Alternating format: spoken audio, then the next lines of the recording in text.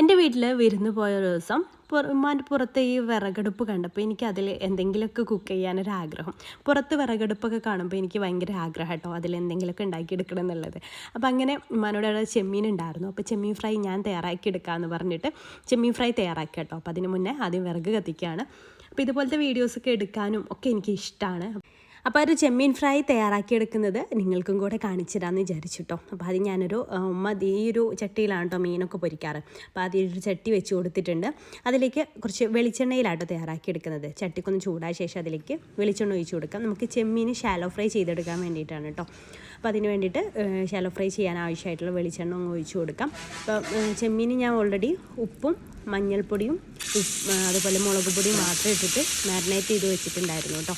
അപ്പോൾ അതൊന്ന് ഇതുപോലെ ഈ ഒരു എണ്ണയിലേക്ക് ഇട്ടിട്ട് നമുക്കൊന്ന് ഷാലോ ഫ്രൈ ചെയ്തെടുക്കാം.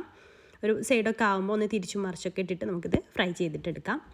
ചെമ്മീൻ ഫ്രൈ ചെയ്തിട്ട് ഫ്രൈ ആക്കുമ്പോഴാണ് എനിക്കൊന്നുകൂടെ നല്ല ടേസ്റ്റി ആയിട്ട് ഫീൽ ചെയ്യാറ് കേട്ടോ. അപ്പോൾ അതുകൊണ്ട് ഞാൻ ചെമ്മീൻ ഇതുപോലെ ഫ്രൈ ചെയ്തിട്ടാണ് ചെമ്മീൻ ഫ്രൈ തയ്യാറാക്കിയെടുക്കുന്നത്. രണ്ടും ഫ്രൈ ആയി പോയില്ലേ. ചെമ്മീൻ ഫ്രൈ മീൻസ് നമ്മൾ ഗ്രേവി ടൈപ്പ് ഉണ്ടല്ലോ, ഉള്ളിയൊക്കെ ഇട്ടിട്ടുള്ള ആ രീതിയിലാട്ടോ തയ്യാറാക്കിയെടുക്കുന്നത്. പിന്നെ അതിലേക്ക് വേണ്ടിയിട്ട് ഇതുപോലെ 4 പീസ് ഇഞ്ചി എടുത്തിട്ടുണ്ട്, ഒരു 10-15 ചെറിയുള്ളി എടുത്തിട്ടുണ്ട്. അതൊക്കെ ഒരു കണക്കിനങ്ങ് എടുക്കുക കേട്ടോ ചെയ്തിട്ടുള്ളത്. ഒരു 3 പച്ചമുളക് എടുത്തിട്ടുണ്ട്. പിന്നെ ഒരു 10 അല്ലി വെളുത്തുള്ളിയും കൂടെ എടുത്തിട്ടുണ്ട് കേട്ടോ. ഇതെല്ലാം കൂടെ നമുക്കൊന്ന് ചതച്ചെടുക്കാം. പിന്നെ കറിവേപ്പിലക്കായിട്ട് പുറത്തേക്ക് പോവാട്ടോ ചെയ്തിട്ട്, കറിവേപ്പില എടുത്തതുണ്ടായിരുന്നില്ല. അപ്പം കറിവേപ്പിലയും ഒന്ന് പൊട്ടിച്ചെടുക്കട്ടെ. അപ്പോൾ അതിലേക്ക് ആവശ്യമായിട്ടുള്ള കറിവേപ്പിലയും കൂടെ എടുക്കുന്നുണ്ട്. എന്തായാലും ഈ അടുപ്പ് കിട്ടിയതുകൊണ്ട് എന്തായാലും കത്തല്ലേ, ഞാനിതിൽ പായസം കൂടി ഉണ്ടാക്കിയെടുക്കും. ഇത് കഴിഞ്ഞിട്ടൊരു പായസം കൂടെ, അത് ഞാൻ വീണ്ടും അടുത്തൊരു ദിവസം അപ്ലോഡ് ചെയ്യേണ്ട കേട്ടോ. അപ്പം ചെമ്മീനൊക്കെ ഫ്രൈ ചെയ്തെടുത്ത ശേഷം ഞാൻ വേറൊരു മൺചട്ടി വെച്ച് കൊടുത്തിട്ടുണ്ട്. അതിലേക്ക് ചെമ്മീൻ ഫ്രൈ ചെയ്തിട്ടുള്ള വെളിച്ചെണ്ണ ബാക്കിയുണ്ടെങ്കിൽ അതും ഇതിലേക്ക് കുറച്ചും കൂടെ ആഡ് ചെയ്തിട്ട് ഒരു 2-3 ടേബിൾ സ്പൂൺ വെളിച്ചെണ്ണ ഒന്ന് ഇതിലേക്ക് ഒഴിച്ച് കൊടുത്തിട്ട് വെളിച്ചെണ്ണ ചൂടായ ശേഷം നമ്മൾ ചതച്ചെടുത്തിട്ടുള്ള ഐറ്റംസ് ഉണ്ടല്ലോ, അത് ഈ ഒരു വെളിച്ചെണ്ണയിൽ നന്നായിട്ടൊന്ന് മൂപ്പിച്ചെടുക്കാം. അതിൻ്റെയൊക്കെ ഒരു റോസ് സ്മെല്ല് മാറുന്ന വരെ ഒന്ന് മൂപ്പിച്ചെടുക്കാം കേട്ടോ. അതിനുശേഷം നമുക്ക് കറിവേപ്പില കഴുകിയതിന് ശേഷം കറിവേപ്പില ഒരു 3 തണ്ട് കറിവേപ്പില കൂടെ ഇതിലേക്ക് ഇട്ട് കൊടുക്കാം. അതും കൂടെ ചേർത്ത് നന്നായിട്ടൊന്ന് വഴറ്റിയെടുക്കുക. പിന്നെ നമുക്ക് ഇതിലേക്ക് വേണ്ടത് സവാളയാണ്. ഞാൻ 2 സവാള, വലിയ 2 സവാള, ചെറുതാണെങ്കിൽ 3 എണ്ണമൊക്കെ എടുക്കാം കേട്ടോ. വലിയ 2 സവാള ഇതുപോലെ അരിഞ്ഞതാണ്, അത് ഇതിലേക്ക് ചേർത്ത് കൊടുക്കാം.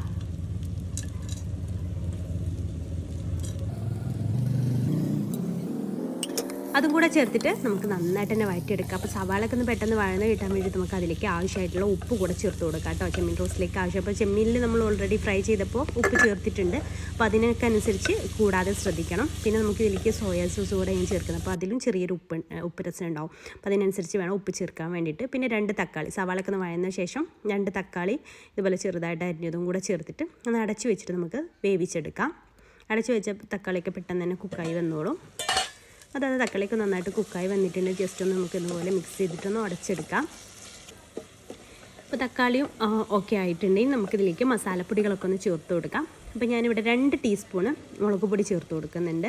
അപ്പം മുളക് പൊടിയൊക്കെ നിങ്ങളുടെ എരിവിനനുസരിച്ച് ചേർക്കാൻ, നമ്മൾ പച്ചമുളകും ചേർത്തിട്ടുണ്ട്. അപ്പോൾ ഞാൻ അതിലേക്ക് 2 ടീസ്പൂണാണ് ചേർത്തിട്ടുള്ളത്. പിന്നെ നമുക്കതിലേക്ക് അര ടീസ്പൂണ് മല്ലിപ്പൊടി ചേർത്ത് കൊടുക്കാം. 1/4 ടീസ്പൂണ് മഞ്ഞൾപ്പൊടി കൂടെ ചേർത്ത് കൊടുക്കാം. അതിനുശേഷം ആ ഒരു മസാലപ്പൊടികളുടെയൊക്കെ പച്ചമണം മാറുന്ന വരെ നന്നായിട്ട് തന്നെ ഒന്ന് വഴറ്റിയെടുക്കുക കേട്ടോ. കരിയാതെ ശ്രദ്ധിക്കുക, നന്നായിട്ട് തന്നെ വഴറ്റിയെടുക്കുക.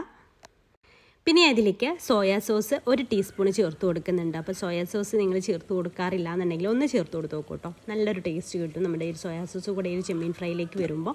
അത് 1 ടീസ്പൂൺ ചേർത്തിട്ടുണ്ട്. പിന്നെ ടൊമാറ്റോ കെച്ചപ്പ് ഒരു 2 ടേബിൾ സ്പൂൺ ചേർക്കട്ടോ. ഞാനിപ്പോൾ ഈ ബോട്ടിലടക്കം ഇങ്ങനെ ഒഴിച്ച് കൊടുക്കുകയാണ്. ഏകദേശം 2 ടേബിൾ സ്പൂൺ ആട്ടോ ചേർത്ത് കൊടുക്കുന്നത്. അതും കൂടെ ചേർത്തിട്ട് നന്നായിട്ടൊന്ന് മിക്സ് ചെയ്തെടുക്കുക.